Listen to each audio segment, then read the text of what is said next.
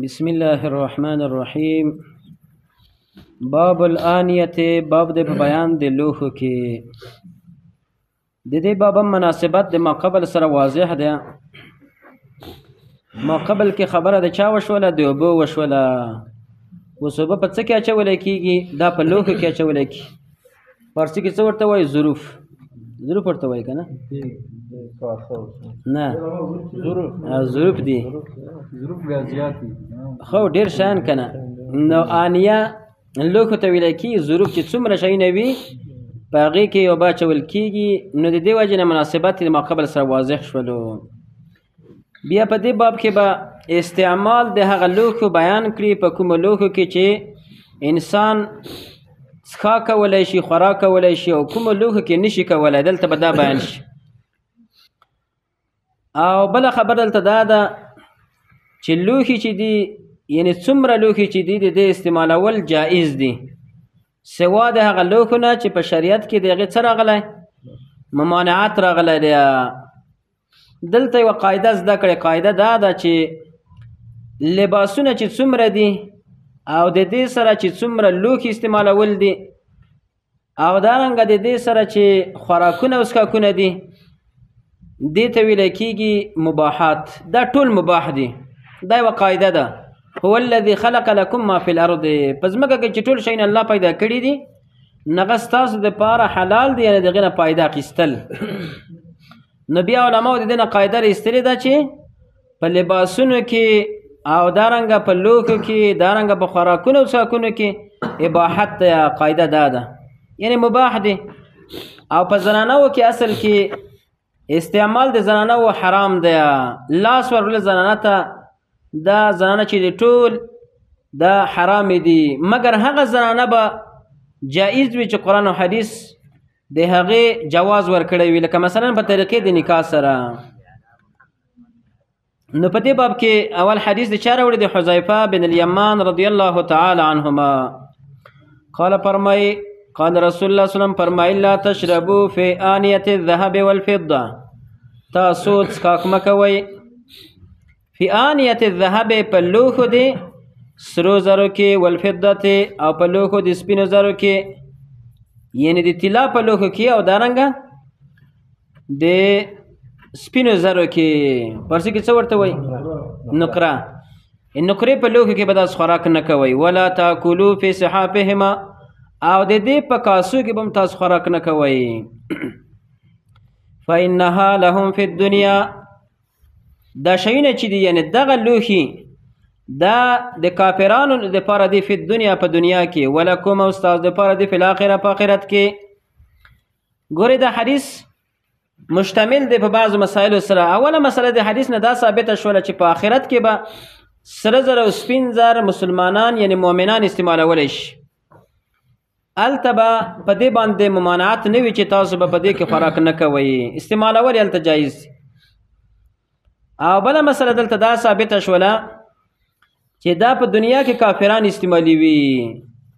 کافران د دې مطلب دا نه دی چې د کافرانو لپاره جایز دي، لکه ډېر خلک دا فهم د حدیث نه اخلي چې د کافرانو لپاره په دنیا کې د دې استعمال جایز دی. دا مطلب نه دی حدیث. مطلب د حدیث دا دی چې عادتا کافران د دې احکامو خیال نه ساتي، د سرو د سپینو زرو لوښي استعمالوي. نو د دې دپاره هم په دنیا کې دغه شیونه استعمالول حرام دي. د دې نه یوه بله مسله دا هم ثابته شوله چې کافران هم مکلف دي په چا باندې؟ په احکامو باندې. دا هم ناشنا مسله ده. ډېر خلک به دې مسله نه دي خبر. کافران هم مکلف دي په چا باندې؟ په احکامو باندې، چې اوس یې نه هغه کې وي عملي کړي. د دوی کار دی، هغه کفر یې دی. بله مسله دا ثابته شوله چې د دې شیونو په استعمال کې حرمت ثابت شو، ځکه نهي تقاضا د چا کوي؟ هغه د تحریم کوي. د یو شي نه چې شریعت منع وکړي چې دا کار مه کوئ، نو هغه کول به څه وي؟ حرام وي. لکه دغې مثال به داسې ورکړو. رسول الله فرمایي چې تاسو په لمانځه کې خوله مه پټوئ. ډېر کسان ګوره موږ تاسو وینو دلته دا مسله ما بیان کړې وه، یعنې ډېر کسان څادر داسې وچوي دا خوله پکې پټه کړي. نه، خوله به پکې نه پټوئ، بلکې خوله به ښکاره وي. نو د دې نه رسول صلی الله منع کړې ده او چې څوک په ټي وي دا به څه شي دا به ګناهګار وي که نه نهي تقاضا د چا کوي د حرمت کوي د کار حرام وي دا به نه کوي بیا بله مسله دا ثابته شوله چې دا حکم عام دی زنانه او نارینهو ته یعنی زنانه د پاره ایم استعمالول د پاره د خوراک او د څښاک دا ناروا دي ګوره یو استعمالول د پاره د زینت دی چې یوه زنانه د هغې نه څه جوړ کړي عامل جوړ کړي د غاړې دپاره او دارنګه غوږوالۍ ترېنه جوړې کړي لښتۍ ورته وایي دا ترېنه جوړې کړي یا لاس کې بنګړي واچوي د سرو د سپینو نو زنانهو دپاره دا جایز دي دا دپاره د زینت کله چې خوراک او څښاک کوي نو په خوراک او څښاک کې بیا په زنانهو باندې هم د حرام دی د دې بیا حکمت څه دی حکمت دا دی چې دا مشابهت دی د چا سره د متکبرانو سره د متکبرانو سره مشابهت دی د دې وجې نه د دې حرمت راغلی دی او بل په دې کې حکمت دا معلومیږي چې په دې کې څه دی تبذیر دی یعنی مال په بېځایه ځای کې مصرفول دي نو بعض وخت کې یو شی مثلا د انسان کفایت په 10 روپو باندې کېږي یو سړی 10 په ځای باندې 20 استعمالوي نو دا بیا په اسراف کې داخلېږي دا په تبذیر کې بیا داخلېږي وعن ام سلمة رضی الله تعالی عنها بل روایت راوړي د ام سلمة رضی الله تعالی عنها قالت دا فرمایي وی قال رسول الله فرمایلی دی الذي هغه سړی یشربو چې هغه څښاک کوي فی اناء الفضه په لوښي د سپینو زرو کې انما یجرجر فی بطنه یجرجر یعنی غرغر به کوي یا یجرجر خپله معنا څه ده یجرجر خپله معنا ده د اوبه چې په مرۍ کې تیریږي نو یو آواز کوي یا د اوښ په مرۍ کې چې تیریږي یو آواز کوي هغې ته جرجره وایي په عربۍ کې نو د دې بیا حاصلي معنا دا راوځي چې په ګوټ ګوټ باندې به څښي څه شی نار جهنم اور د جهنم نار جهنم اور د جهنم دا معنا ده په دې کې بله معنا دا محدثینو ذکر کړې ده چې فی نار جهنم د جهنموی مرفوع ویلی دی معنا دا ده چې آواز به کوي په خېټه د دې سړي کې اور د جهنم دا معنا هم ده خو دغه منصوبي حالت چې دی دا غوره دی هغه دا دی چې ګوټ ګوټ به څکي یا به آواز کوي په خېټه د هغې کې څه شی اور د جهنم یعنی د ده په خېټه کې به یا دای به داسې کوي چې دای به د دې نه ګوټ ګوټ کوي د اور د جهنم خپله خېټه کې یعنی اور د جهنم خپلې خېټې دا چوي د حدیث نه هم فایده دا راوتله چې سزا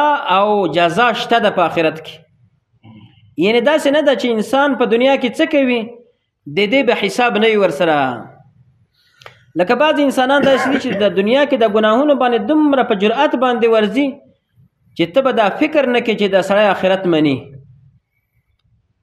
نو د دې حدیث نه معلومه شوله چې نه انسانه ته به دا فکر نه کوې چې حساب نشته نه په آخرت کې جزا او سزا شته ده د نیکو اعمالو پاداش میلاویږي انسان ته د بدو اعمالو سزا دا میلاویږي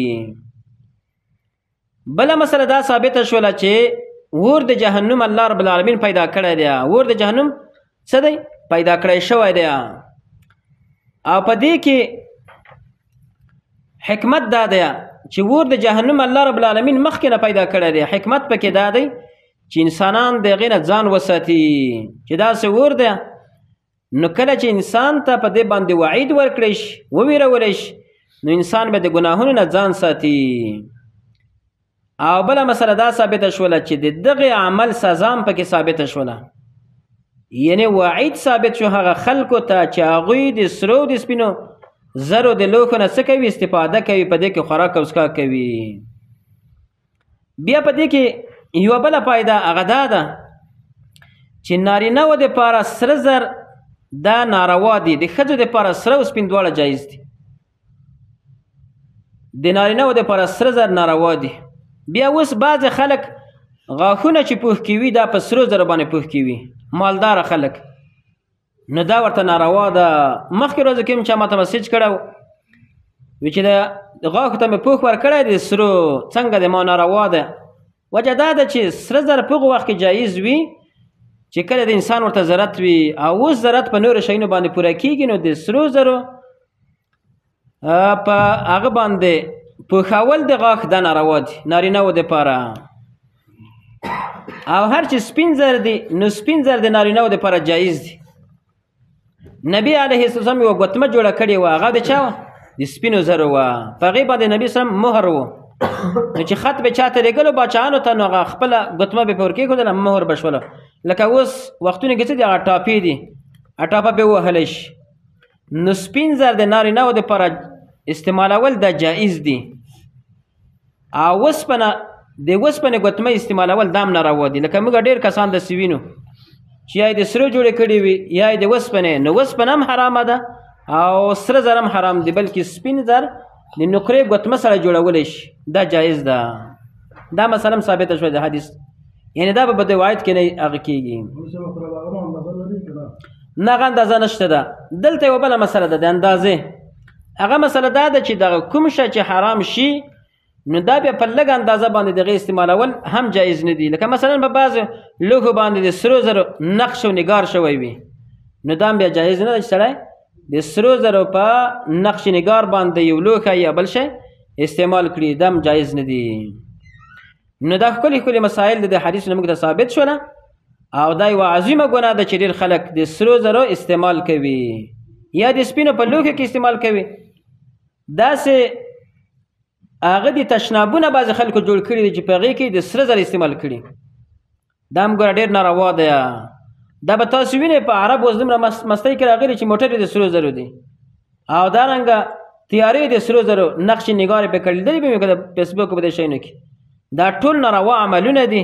دا چې کله انسان ته الله دنیا ورکړي نو بیا په تکبر کې راشي، نو بیا د الله رب العالمین د احکامو څه نه وي، د هغې تابع نه وي. نو د حدیث موږ ته دا ښکاره کړله چې څوک د سرو زرو لوښي استعمالوي یا سره زر استعمالوي، نو الله رب العالمین به دغه انسان ور د جهنم ته ور د جهنم به په خپله خېټه کې اچي او غوړه غوړه به څښي. نو الله رب العالمین د موږ تاسو په دې باندې د عمل کولو توفیق را نصیب وګرځي. واقول قولي هذا استغفر